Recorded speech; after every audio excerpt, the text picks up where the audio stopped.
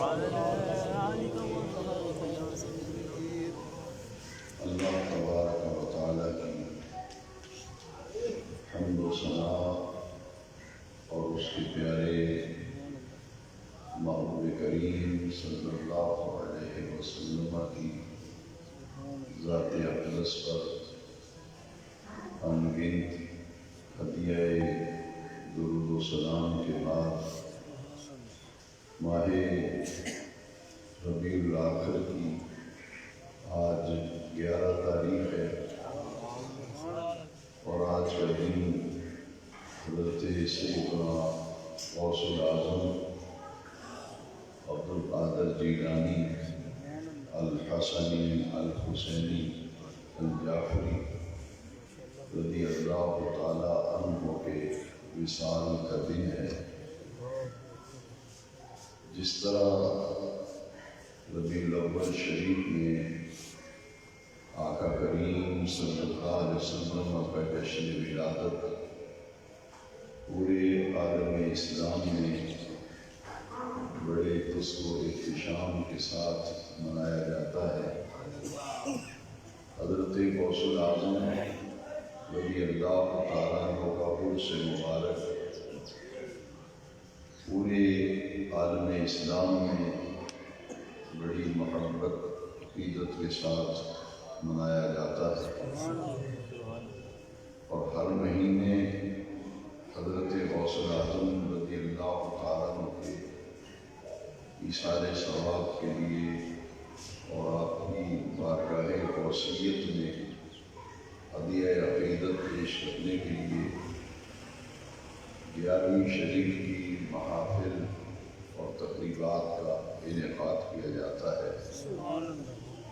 ربیع الاخر میں جو 11ویں شریف کی محافل منعقد ہوتی ہیں ان کا ٹائٹل، ان کا عنوان بڑی 11ویں شریف ہوتا ہے، اس لیے کہ بڑے پیر صاحب کی بڑی 11ویں شریف کی گزشتہ جمعہ مبارکہ میں منصب ولایت کے حوالے سے گفتگو کی گئی اور بات یہاں ختم ہوئی تھی کہ انبیاء کرام علیہ التسلیمات میں جو مقام، جو مرتبہ حضور نبی کریم علیہ السلام کا ہے، حضور کی امت کے تمام اولیاء اعظام میں وہ مرتبہ حضرت غوث العظم کا سبحان اللہ، ماشاءاللہ ماشاءاللہ، سبحان اللہ۔ اس پر اتفاق ہے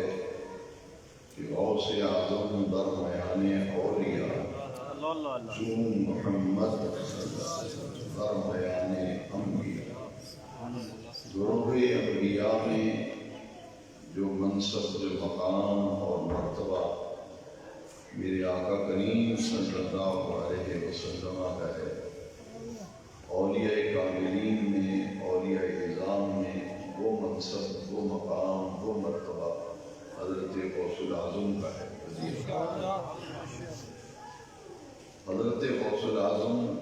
رضی اللہ تعالیٰ عنہ کا اسم گرامی عبدالقادر ہے، اور آپ کے والد ماجد بڑے ہی بلند مرتبہ ولی کامل تھے، جن کا نام حضرت ابو صالح موسیٰ جنگی دوست ہے، اور آپ کی والدہ مائدہ ولایت کے اعلیٰ ترین درجات پر فائز تھی۔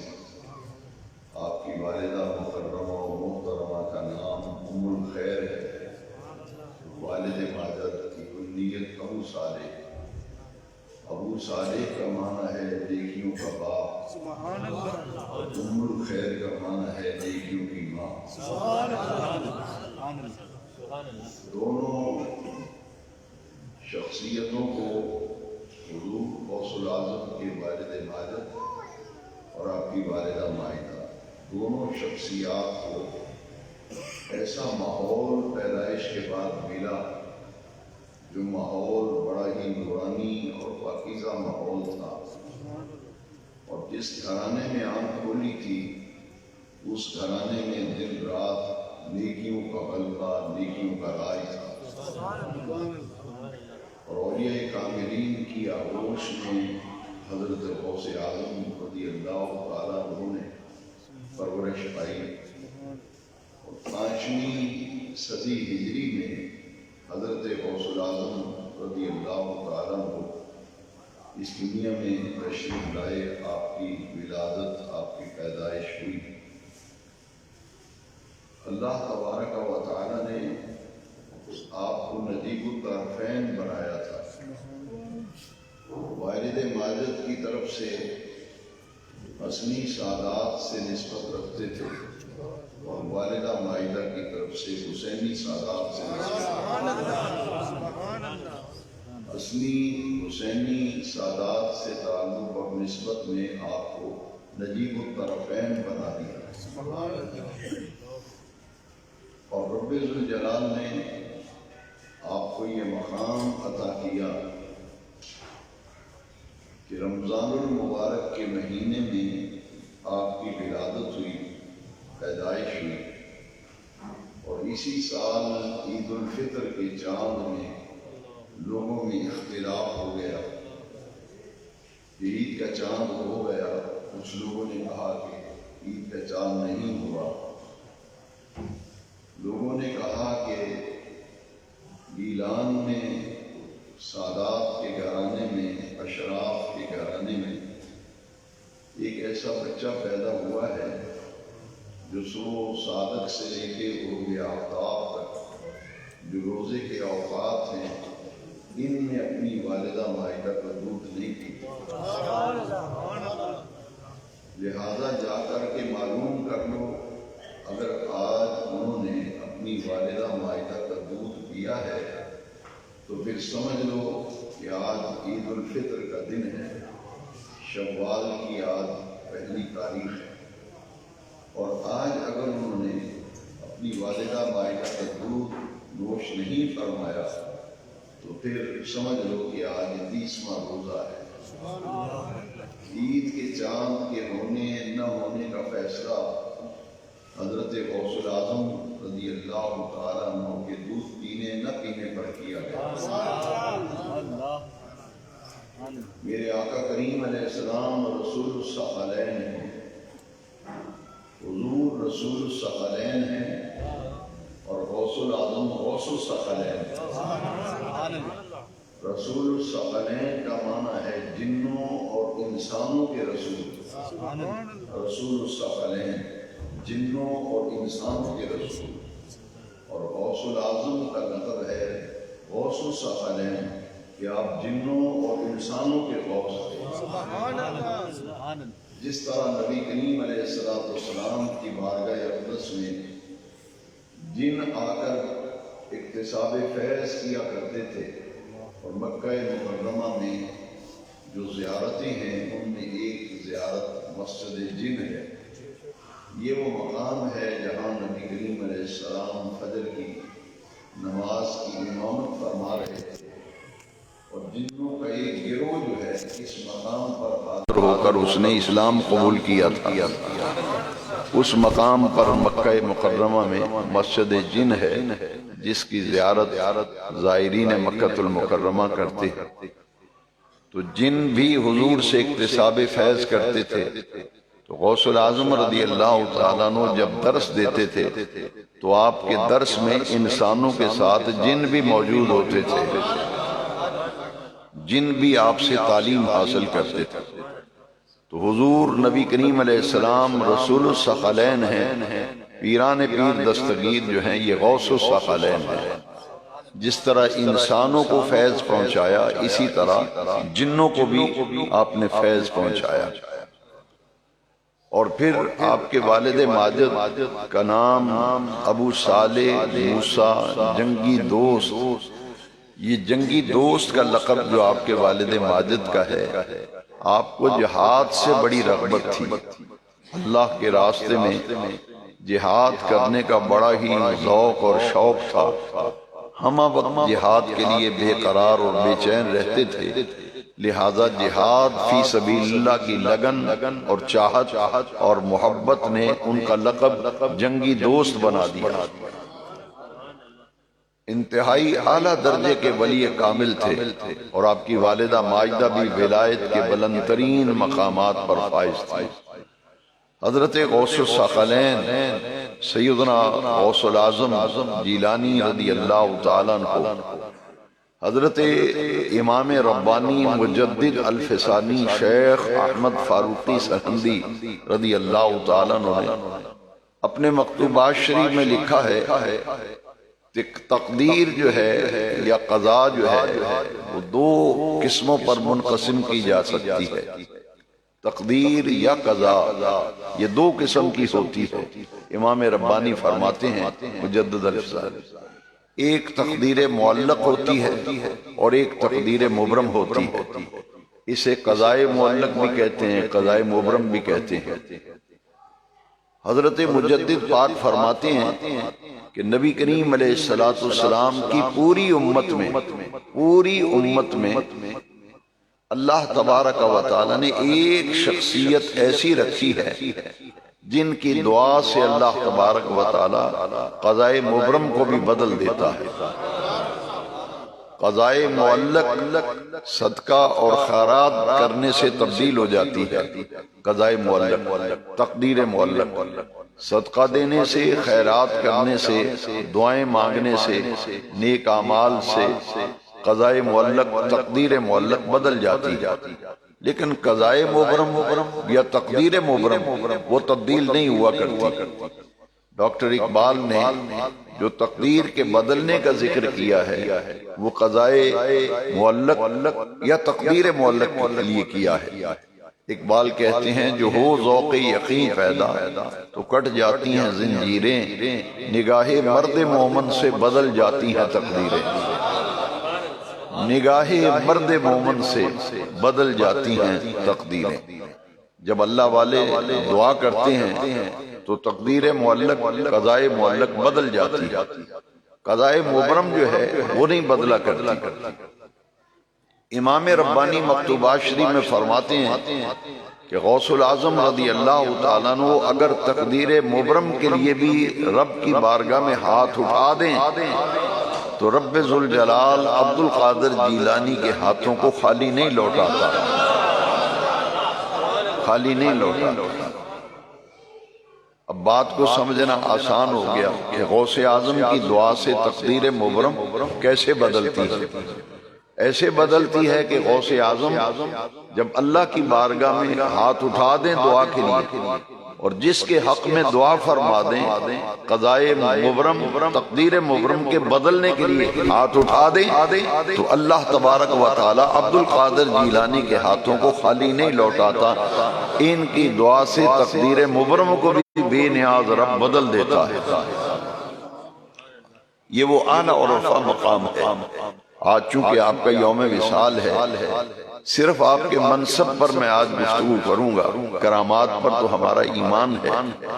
کہ اللہ کے نیک بندوں سے کثرت سے کرامات کا ظہور ہوتا رہتا ہے۔ جو آپ کا مرتبہ ہے، جو مقام ہے غوث العظم کا، شان محبوبیت ہے، اس کو آج میں عرض کرتا ہوں کہ حضرت امام ربانی مجدد الفسانی شیخ احمد فاروقی سرہندی رضی اللہ عنہ یہ مجدد ہیں، 1000 سال کے مجدد ہیں، 1000 سال کے الفسانی، الف ہزار کو کہتے ہیں۔ اور آپ نے جہانگیر بادشاہ سے ٹکر لی تھی۔ ڈاکٹر اقبال نے بھی امام ربانی کو خراج عقیدت پیش کیا ہے۔ اقبال کہتے ہیں کہ ہند میں وہ سرمایہ ملت کا نگہباں،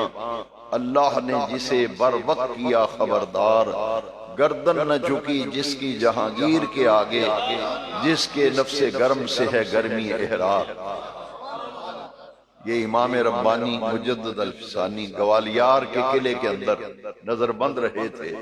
اور مغل بادشاہوں سے ٹکر لے کر نبی کریم علیہ السلام کے دین کی حفاظت فرمائی تھی۔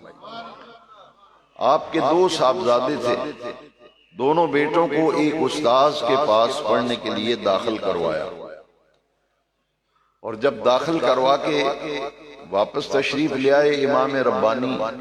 تو آپ نے صبح اگلے دن بچے مکتب کی طرف جا رہے تھے استاد سے پڑھنے کے لیے، تو امام ربانی نے فرمایا کہ بچوں،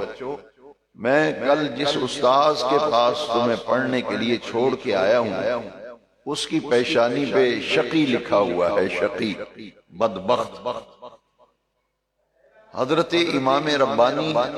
نے جب نشاندہی فرمائی تو بچے جو ہیں وہ پریشان ہو کے مکتب کی طرف گئے اور یہ کہہ رہے تھے کہ اگر استاذ ہی بدبخت ہے تو شاگرد میں نیک بختی کیسے آئے گی؟ جو خود بدبخت ہے کسی کو نیک بخت کیا بنائے گا؟ جو خود شقی ہے کسی کو سعید کیسے بنائے گا؟ بچے چلے گئے۔ استاذ نے دیکھا کہ میرے دونوں نئے شاگرد جو کل داخل ہوئے تھے پریشان ہیں، پوچھا بیٹو کیا بات ہے،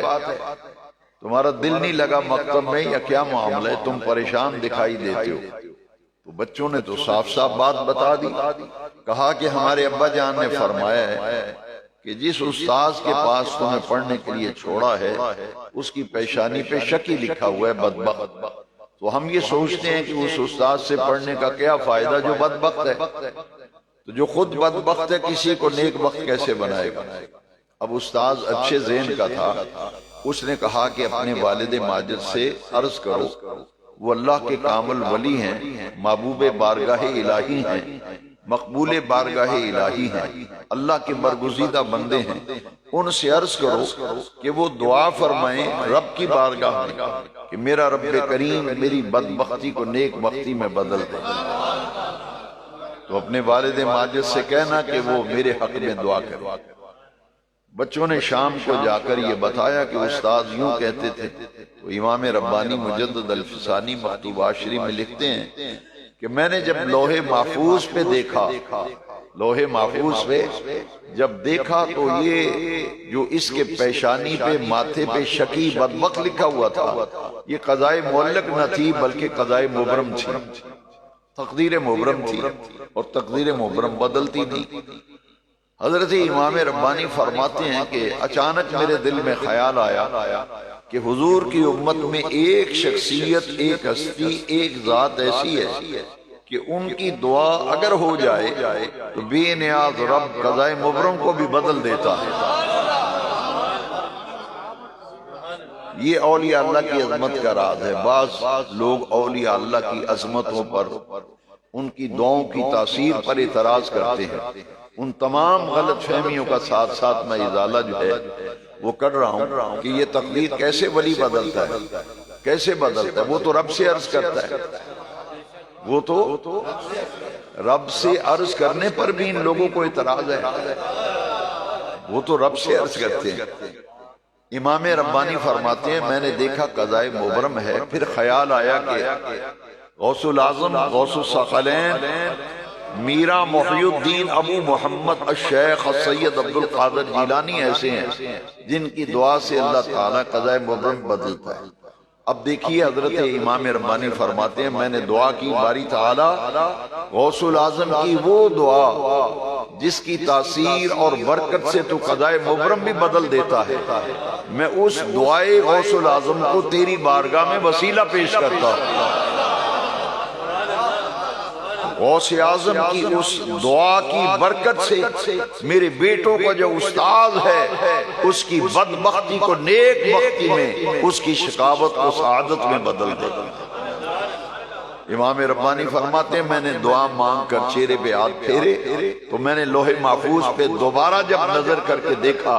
تو رب ذوالجلال نے میری دعا کو قبول فرما کر میرے بیٹوں کے استاذ کی پیشانی سے شقی مٹا کر کے رب نے سعید لکھ دیا اور لوح محفوظ پر اس کی شقاوت کو سعادت میں بدل دیا۔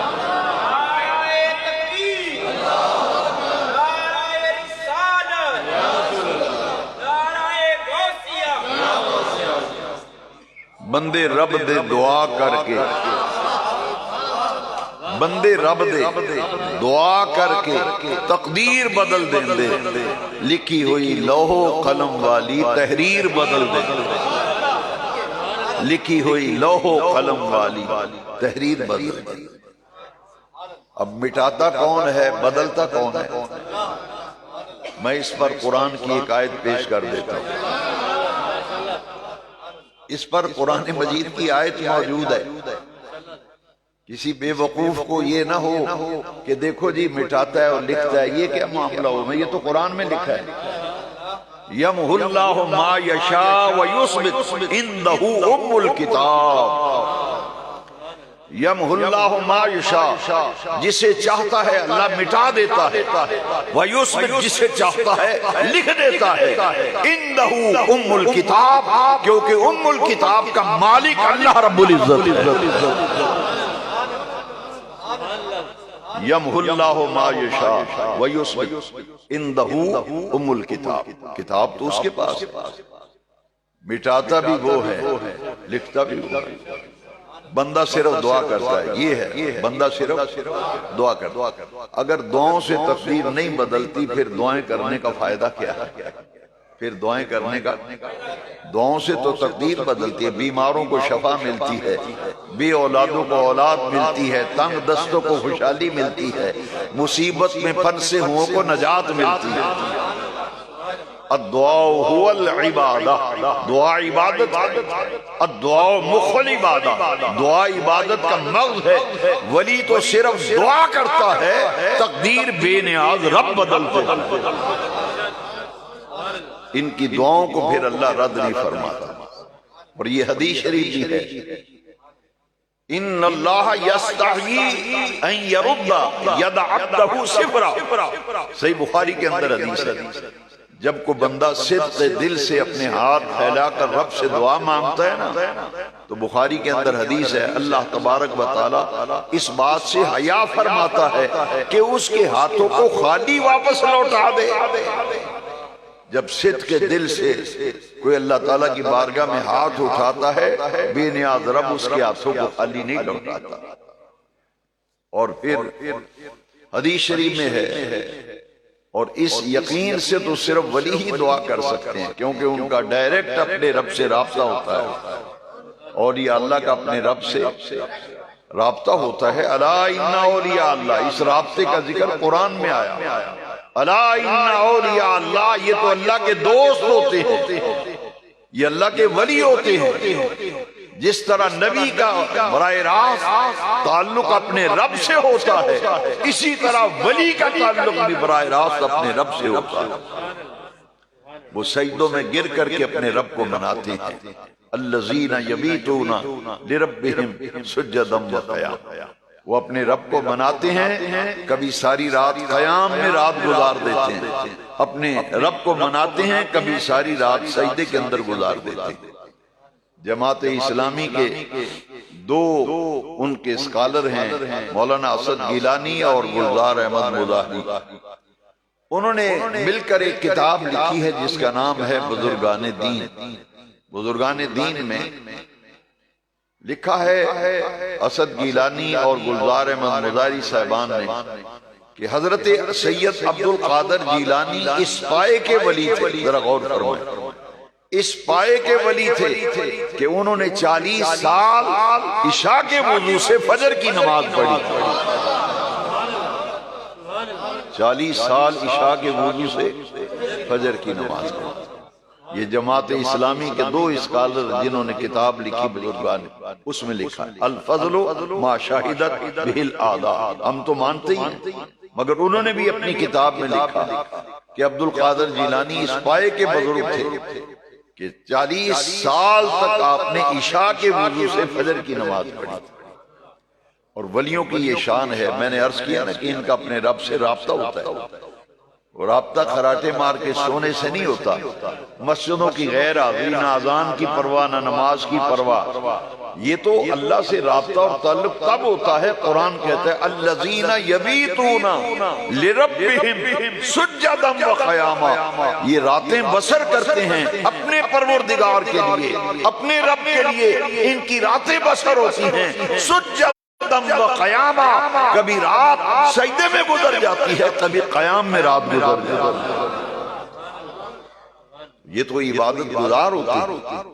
اپنے رب کو راضی کرنے کے لیے ہمہ وقت بے چین رہتے ہیں۔ دن بھی ذکر الہی میں گزرتا ہے، راتیں بھی اللہ کے ذکر میں گزرتی ہیں۔ یہ اولیاء کاملین، اور غوث العظم اس مقام پر ہیں کہ خراسان کی وادی میں حضرت خواجہ معین الدین چشتی اجمیری عبادت کر رہے تھے، چلہ کشی کر رہے تھے کہ غوث اعظم ممبر پہ تشریف فرمائیں شہر بغداد میں۔ غوث اعظم ممبر پہ بیٹھ کے فرماتے ہیں قدمی ہذہی علی رقبۃ کل ولی اللہ، میرا یہ قدم ہر ولی کی گردن پر ہے۔ یہ نہیں فرمایا قدمی ہذہی علی مریدی، یہ نہیں فرمایا کہ میرے مریدوں کی گردن پر میرا قدم ہے، اور فرمایا یہ نہیں فرمایا کہ مریدوں کی گردن پر قدم ہے، فرماتے ہیں قدمی ہذہی علی رقبۃ کل ولی اللہ، میرا یہ قدم اللہ کے ہر ولی کی گردن پر ہے۔ حضور کے امت کے تمام اولیاء، میرے نبی کریم سید الانبیاء ہیں، تمام نبیوں کے سردار ہیں، اور غوث اعظم تمام اولیاء کے سردار ہیں۔ سید الاولیاء حضرت غوث العظم سیدنا عبد القادر جیلانی رضی اللہ، خواجہ معین الدین اجمیری غریب نواز خراسان کی ایک غار میں اللہ کی عبادت کر رہے تھے، آپ نے وہاں بھی آواز سنی، آواز کانوں میں گونجی کہ غوث العظم فرما رہے ہیں میرا یہ قدم ہر ولی کی گردن پر ہے، تو انہوں نے اپنی گردن کو جھکا دیا اور کہا صدقت یا عبد القادر، اے غوث العظم آپ نے سچ فرمایا،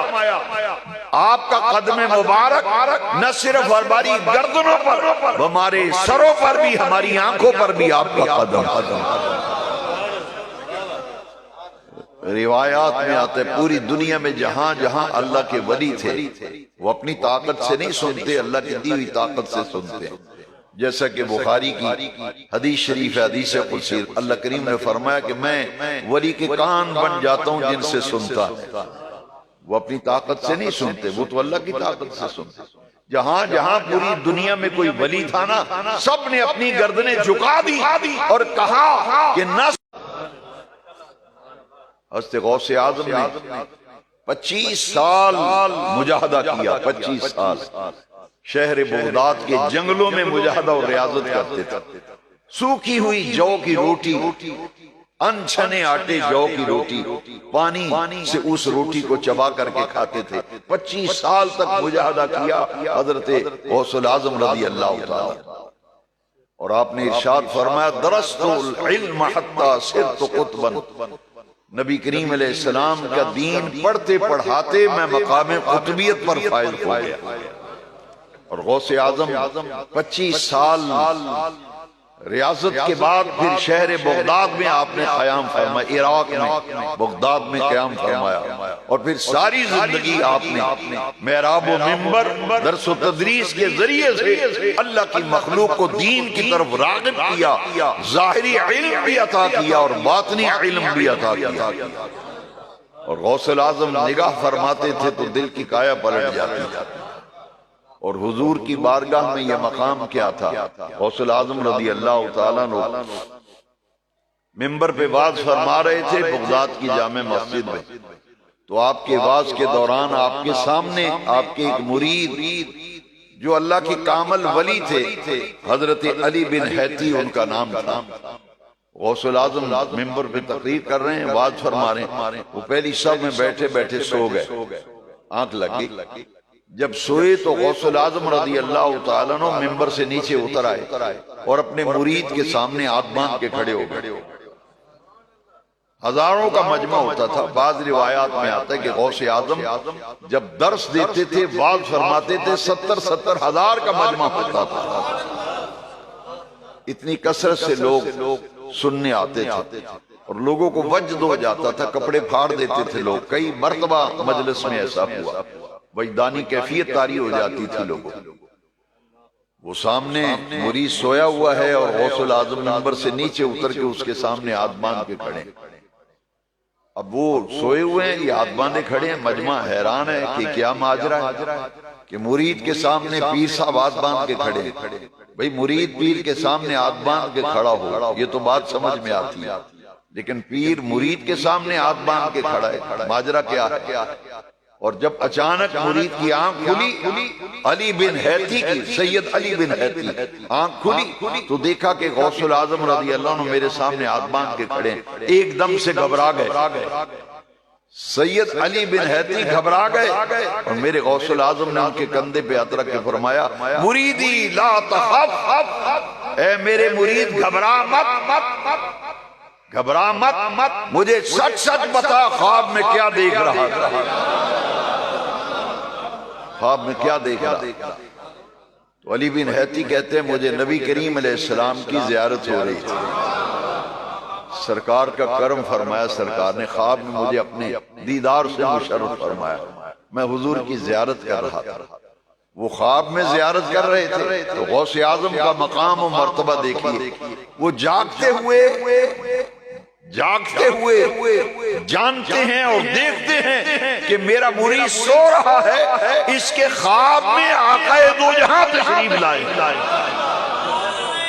یہ ہے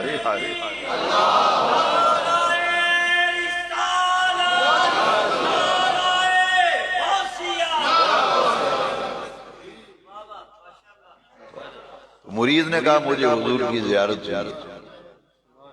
بس اتنی بات کر کے نا علی بن حیتی چپ ہو گئے، اگلی بات نہیں بتائی۔ دیکھیے غوث اعظم کا مقام و مرتبہ، آج صرف یہی میرا موضوع ہے، غوث العظم رضی اللہ عنہ اللہ نے جو شانے اور جو رتبے عطا کیے ہیں، ان میں سے کچھ واقعات تبرک کے لیے میں عرض کرتا ہوں۔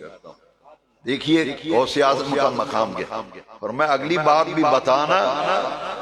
یہ تو ٹھیک ہے تجھے حضور کی زیارت ہو رہی تھی، فرمایا اگلی بات بھی بتا تجھے سرکار نے فرمایا کیا۔ مولانا محمد یوسف صاحب نقشبندی فرماتے تھے غوث اعظم نے آکھیا سچی سچی دسی تینوں نبی پاک نے کی فرمایا، سچی سچی دسی تینوں حضور نے کی فرمایا، فرمایا یہ تو اگلی بات بھی بتانا سرکار نے فرمایا کیا ہے۔ تو علی بن حیتی کہتے ہیں مجھے آقا کریم نے فرمایا عبد القادر کا دروازہ نہ چھوڑنا، یک درگیر محکم گیر، اپنے شیخ کا دروازہ نہ چھوڑنا، عبد القادر کی چوکھٹ کو نہ چھوڑنا، استقامت کے ساتھ غوث اعظم سے وابستہ رہنا۔ سیدنا غوث العظم رضی اللہ تعالیٰ عنہ، اور یہ مقام تھا، فرماتے ہیں وَلَوْ أَلْقَيْتُ سِرِّي فَوْقَ مَيْتٍ لَقَامَ بِقُدْرَةِ الْمَوْلَى تَعَالَى۔ بندہ انصاف کی نظر سے اولیاء کے مقام کو سمجھے سنے بیان کرے، غلط فہمی رہتی کوئی نہیں۔ غوث العظم نے مردے زندہ کیے، یہ مقام کیسے زندہ کیے؟ غوث اعظم قصیدہ غوثیہ میں غوث العظم خود فرماتے ہیں وَلَوْ أَلْقَيْتُ سِرِّي فَوْقَ مَيْتٍ،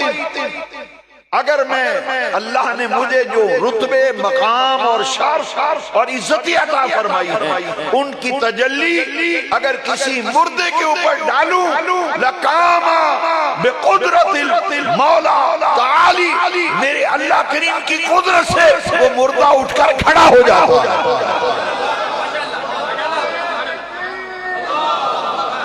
وَلَوْ أَلْقَيْتُ سِرِّي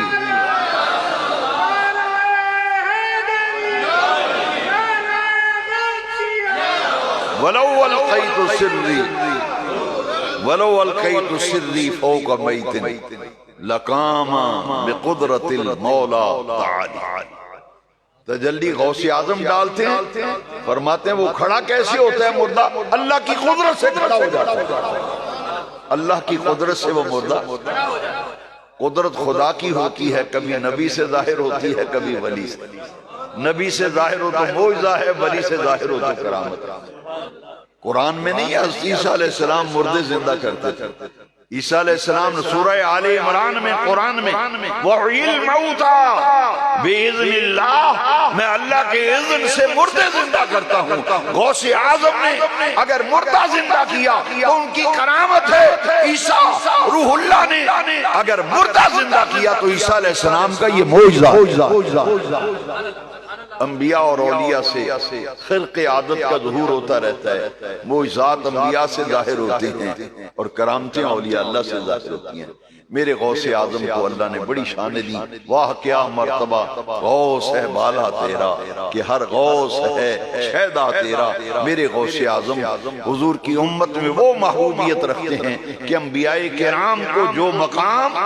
انبیاء کرام میں جو مقام آمنہ کے لال کا ہے، ولیوں میں وہ مقام میرے غوث اعظم کا۔ اور تصوف کے 4 سلسلے ہیں، چاروں سلسلے غوث اعظم کے فیض یافتہ، غوث اعظم کے فیض یافتہ ہیں، چشتی، نقشبندی، قادری، سورور۔ 3 سلسلے تو براہ راست غوث اعظم سے، خواجہ معین الدین چشتی غوث اعظم کے خالہ زاد بھائی ہیں، ان کی مجلس میں رہ کے اکتساب فیض کرتے رہے۔ شیخ شہاب الدین سہروردی غوث اعظم کی مجلس میں رہ کر فیض حاصل کرتے رہے۔ البتہ حضرت شیخ شہاب الدین شاہ نقشبند، شاہ بہاؤالدین شاہ نقشبند بخاری رحمت اللہ علیہ، یہ غوث اعظم سے کم و بیش 150 سال بعد پیدا ہوا۔ بعض مقامات پر 120 سال لکھا ہے، بعض نے 150 سال لکھا ہے، بہرحال 1.5 صدی بعد شاہ بہاؤالدین نقشبند غوث اعظم کے 150 سال بعد ہوئے۔ بخارا کی سرزمین سے غوث اعظم گزر رہے تھے، آپ نے خوشبوؤں کو سونگھا تو فرمایا اس سرزمین سے مجھے ایسے مرد درویش کی خوشبو آ رہی ہے جو میرے 1.5 صدی بعد پیدا ہوگا، نام اس کا بہاؤالدین ہوگا۔ میں نے عالم روحانیت میں اپنا فیض اس کو منتقل کر دیا۔ ہر نسبت والا قادری ہے، کوئی چشتی ہے وہ بھی قادری ہے، سہروردی ہے وہ بھی قادری ہے، نقشبندی ہے وہ بھی قادری ہے، کیونکہ سارے سلسلوں کے پاس جو فیض ہے وہ غوث الاعظم کا ہے۔ اسی لیے فرمایا قدمی ہذہ علی رقبۃ کل ولی اللہ، میرا یہ قدم ہر ولی کی گردن پر۔ غوث الاعظم کی آج بڑی 11ویں شریف ہے، آج شام کو گھروں میں غوث الاعظم کی 11ویں شریف کی فاتحہ دیں، نیاز دیں، اس کی بڑی برکتیں ہیں۔ بھئی ہم تو مناتے ہی ہیں اہل حدیثوں کے مجدد، یہ جو 11ویں شریف کا ختم ہے اس کا فائدہ کیا ہے؟ اہل حدیثوں کے مجدد نواب صدیق حسن بھوپالی کی کتاب ہے الدعاء والدواء۔ ہمیں کہتے ہیں جناب یہ ختم شریف کا ثبوت کوئی نہیں، یہ ختم شریف کہاں لکھا ہے، ختم کیوں دلاتے ہیں؟ میں کہ آپ کے مجدد نے لکھا ہے ختم قادریہ، کتاب کا نام میں نے بتا دیا الدعاء والدواء، نواب صدیق حسن بھوپالی اہل حدیثوں کے مجدد، انہوں نے لکھا ہے کہ بندہ جو تو مصیبت بھی پھنس جائے نا تو پھر اپنے کار ختم قادریہ کرائے۔ کتاب کا نام الدعاء والدواء، نواب صدیق حسن، ہیڈنگ ہے ختم قادریہ، اور نیچے لکھا ہے کہ پاکیزہ کمائی سے، نیک کمائی سے، حلال کمائی سے شیرینی لائے اور شیرینی سامنے رکھے۔ ہم سے مت پوچھو کہ ختم میں چیزیں آگے کیوں رکھتے ہو، اپنے مجدد سے پوچھو، ان سے پوچھو کہ سامنے، وہ کہتے ہیں شیرینی سامنے رکھو، سامنے رکھ کر اوپر یہ سورتیں، یہ آیتیں پڑھو، یہ سورتیں پڑھو، یہ آیتیں پڑھو، اور پڑھنے کے بعد پھر دعا مانگو کہ یا اللہ جو شرینی ہے نا لنگر غوثیہ قادریہ، یہ جو شرینی ہے، یہ جو پڑھا ہے، اس کا ثواب نبی پاک کے وسیلے عبد القادر جیلی کی روح کو عطا فرما۔ آگے لکھا ہے جو یہ عمل کرے گا نا حاجتوں کے بر آنے میں مجرب ہے ختم قادریہ، ختم قادریہ حاجتوں کے بر آنے میں مجرب ہے۔ اہل حدیثوں کے مجدد نے لکھا ہے یہ ازمایا نسخہ ہے، جدو کسی نو حاجت آوے تے غوث پاک دی 11ویں دا ختم کرائے۔ انشاءاللہ العزیز اس جامع مسجد میں سالانہ عرس غوث اعظم بڑی 11ویں شریف 7 دسمبر بروز پیر نماز مغرب کے بعد انشاءاللہ ہوگی، کیونکہ ہمارے ہاں اس مسجد میں 11ویں شریف چاند مہینے کے تیسرے پیر کو ہوتی ہے، لہذا اسی معمول کے مطابق 7 دسمبر کو جو سوموار شریف آ رہا ہے نا پیر شریف، اس دن نماز مغرب کے بعد بڑی 11ویں شریف عرس غوث الثقلین، عرس غوث اعظم کی محفل پاک ہوگی۔ تمام حضرات اس میں شرکت فرمائیں، اور آج عشاء کی نماز کے بعد محفل درود شریف ہوگی یوم غوث اعظم